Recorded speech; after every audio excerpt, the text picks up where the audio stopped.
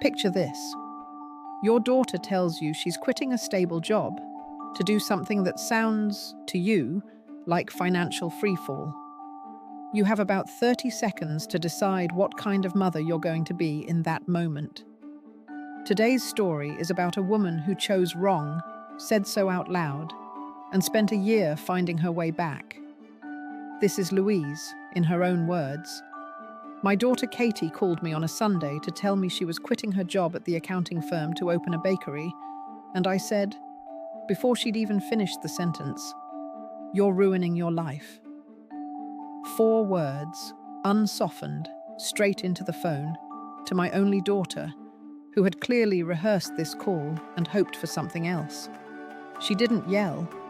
She just went quiet in a way I hadn't heard from her before, said, "Okay, Mum," and got off the phone 11 minutes earlier than she needed to. For a year we talked, but carefully. The weather, my garden, her brother's kids. Never the bakery. I found out she'd signed the lease from my sister, not from her. I found out about her opening day from a photo a cousin posted online. I wasn't there. I hadn't been invited, and I understood exactly why.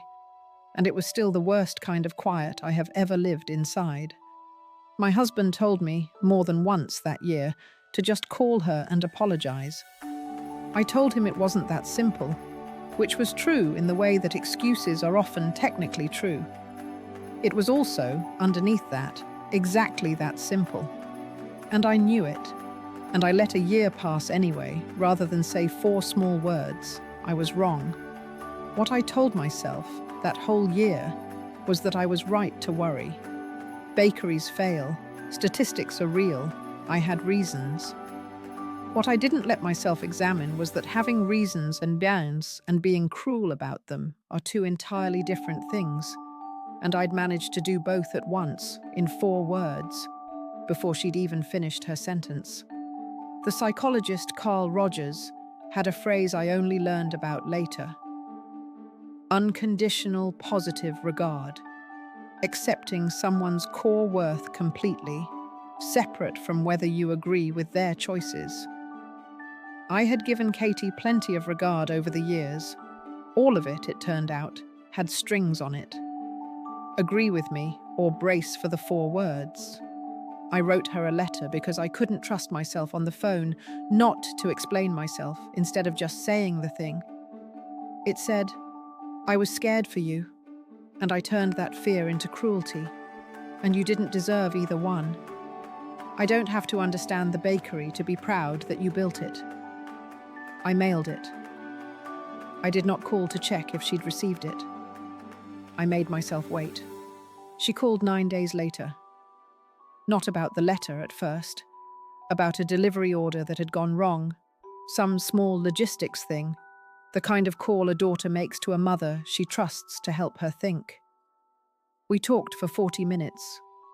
Near the end, she said quietly, "I read the letter about 6 times." That was all either of us said about it, and it was enough. I have a standing Tuesday morning shift at her bakery now, unpaid, mostly useless, mostly just boxing pastries and getting flour on my good sweaters. She lets me do it anyway. Last week, a customer asked me, while I was boxing a dozen croissants, if the bakery was a family business. "It's my daughter's," I told her. "I just work here." I have never said 4 words about Katie that felt better in my mouth than those did. If any of this sounds like your own kitchen table, I read every message people send me about moments like it. Yours doesn't have to be dramatic to count.